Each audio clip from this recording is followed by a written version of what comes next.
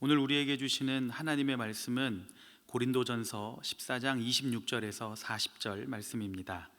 그런즉 형제들아 어찌할까? 너희가 모일 때에 각각 찬송시도 있으며 가르치는 말씀도 있으며 계시도 있으며 방언도 있으며 통역함도 있나니 모든 것을 덕을 세우기 위하여 하라. 만일 누가 방언으로 말하거든 두 사람이나 많아야 세 사람이 차례를 따라하고 한 사람이 통역할 것이요, 만일 통역하는 자가 없으면 교회에서는 잠잠하고 자기와 하나님께 말할 것이요, 예언하는 자는 둘이나 셋이다 말하고 다른 이들은 분별할 것이요, 만일 곁에 앉아 있는 다른 이에게 계시가 있으면 먼저 하던 자는 잠잠할지니라. 너희는 다 모든 사람으로 배우게 하고 모든 사람으로 권면을 받게 하기 위하여 하나씩 하나씩 예언할 수 있느니라.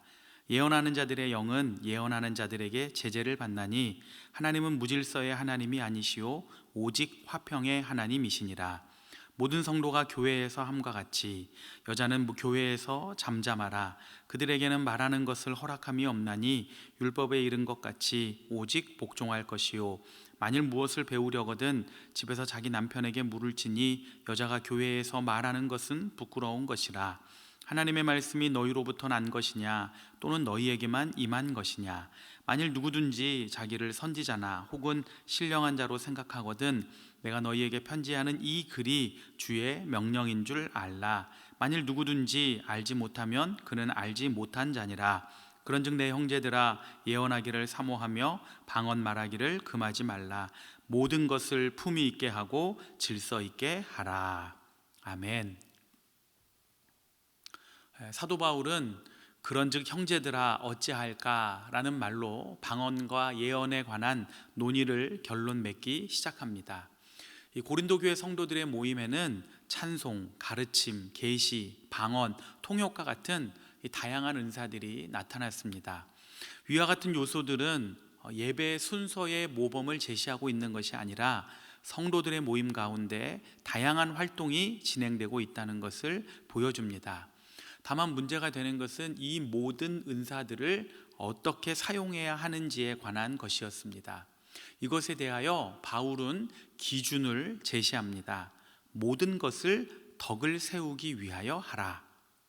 아무리 신령한 은사라 하더라도 그것이 하나님께 영광이 되고 성도를 유익하게 하며 교회 공동체를 세우는 것이 아니라 도리어 분열시킨다면 문제가 됩니다. 먼저 방언입니다. 바울은 방언의 은사가 있는 성도가 방언을 말하는 경우에는 두세 사람이 순서에 따라 방언을 말하라고 합니다. 한 사람이 방언으로 기도하면 다른 사람은 침묵을 지키는 것입니다. 이렇게 하라는 것은 고린도 교회에서 예배 중에 무질서하게 방언으로 말하는 일들이 있었기 때문입니다. 방언의 은사를 받은 사람들이 이 무아지경에 빠져 흥분하는 모습은 당시 이방 종교에서도 흔히 볼 수 있는 모습이었기 때문에 바울은 절제하며 적절하게 그리고 질서 있게 방언의 은사를 발휘할 것을 요청했습니다. 그러나 이보다 더 중요한 것은 방언 통역하는 사람이 반드시 있어야 합니다. 즉 해석자가 없는 방언은 당연히 침묵해야 한다는 것입니다. 왜냐하면 통역이 없을 경우 방언 내용에 대해 오해할 수 있기 때문입니다.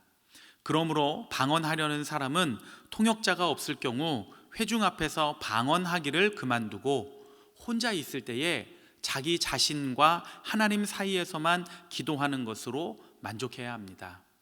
이것은 앞서 2절에서 바울이 방언을 말하는 자는 사람에게 하지 아니하고 하나님께 하나니 이는 알아듣는 자가 없고 영으로 비밀을 말함이라 하고 언급한 부분입니다. 다음은 예언입니다. 이 예언도 방언과 비슷한 규정이 주어집니다. 예언하는 자는 순서를 따라하고 말하는 때와 침묵할 때를 구분할 줄 알아야 합니다. 그리고 예언의 내용에 대해서는 듣는 사람들이 판단할 것을 요구합니다. 예언의 은사는 바울이 추천하는 특별한 은사로서 교회의 덕을 세우는 은사였습니다만 이 은사 역시 사랑과 교훈과 질서라는 원칙 아래 사용되어야 합니다. 그렇지 않으면 서로 성령의 계시를 받았다고 하면서 교회를 무질서하게 만들 수 있기 때문입니다. 그래서 32절에 예언하는 자들의 영은 예언하는 자들에게 제재를 받나니 라는 말씀은 예언의 은사도 방언의 은사와 마찬가지로 사람들을 통제불능의 상태로 몰아가서 절제할 수 없을 정도로 만들지는 않는다는 것입니다. 이로써 교회 공동체는 질서를 유지하며 은사를 지혜롭게 발휘될 수 있었습니다. 이어지는 33절에서 하나님은 질서와 화평의 하나님이시고 이는 모든 교회에 적용되어야 한다고 말씀합니다. 우리는 여기서 무질서에 대한 대안이 화평이라는 것에 주목하게 됩니다. 일반적으로는 엄격하고 단호하게 대처해야 한다고 생각하지만 평화를 통해 온 교회의 일치를 이뤄가는 것입니다. 바울은 예언과 방언에 관한 논의를 마무리 짓기 전에 고린도 교회에서 여성의 행동 방식에 관해 언급합니다. 이 본문에서 논란의 여지가 많은 여자는 교회에서 잠잠하라는 권면은 당시 사회적 정황 아래에서 이해를 해야 합니다. 당시 사회에서는 여성들이 공적인 자리에서 발언할 수 있는 기회가 없었습니다. 그런데 그리스도인 여성들 중에는 자신들이 그리스도 안에서 자유를 누리기 때문에 교회에서는 말할 수 있는 권리가 있다고 생각하는 사람들이 있었습니다. 당연한 권리입니다. 그러나 문제가 되는 것은 이들이 예배 중에 무질서하게 발언함으로써 예배를 방해하거나 그 흐름을 엉뚱한 방향으로 몰고 갈 가능성입니다. 35절에 비추어 보면 일부 여성들이 자기 남편이 제시하는 예언의 말씀에 의문을 제기했던 것 같습니다. 따라서 그 여성들이 뭔가를 배우기 원한다면 집에서 남편에게 물으라고 바울은 권면합니다. 이미 바울은 14장 5절에서 나는 너희가 다 방언 말하기를 원하나 특별히 예언하기를 원하노라. 만일 방언을 말하는 자가 통역하여 교회의 덕을 세우지 아니하면 예언하는 자만 못하니라 라고 함으로써 고린도 교회의 여자 성도들이 예배 때 기도하고 예언하는 것을 언급하고 있습니다.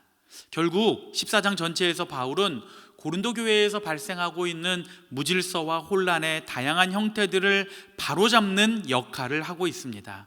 계속해서 36절에서 바울은 복음을 뒤로한 채 은사에만 집중하면서 역주행하고 있는 이들을 향해 다소 냉소적인 질문을 던지고 있습니다.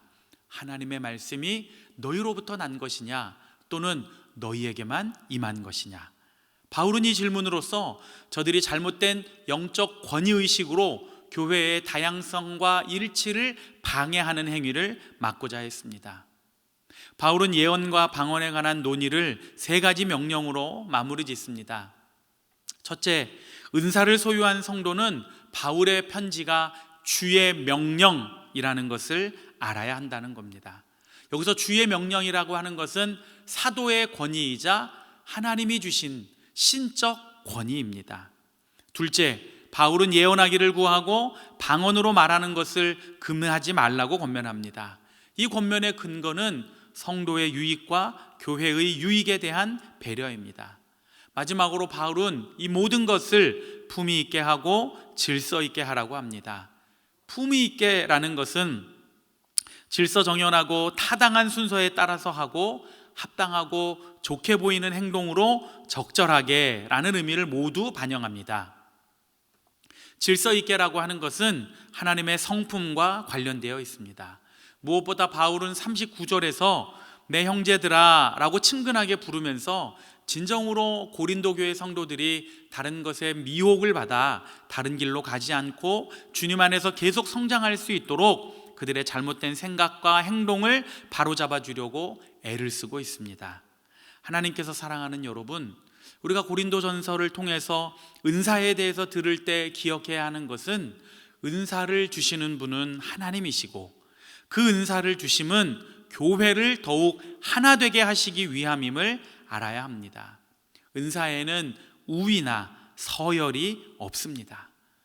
또한 성령의 은사를 모두 가진 사람도 없습니다. 중요한 것은 하나님께서 그 모든 것을 묶어서 하나의 교회를 이루어 가신다는 사실입니다.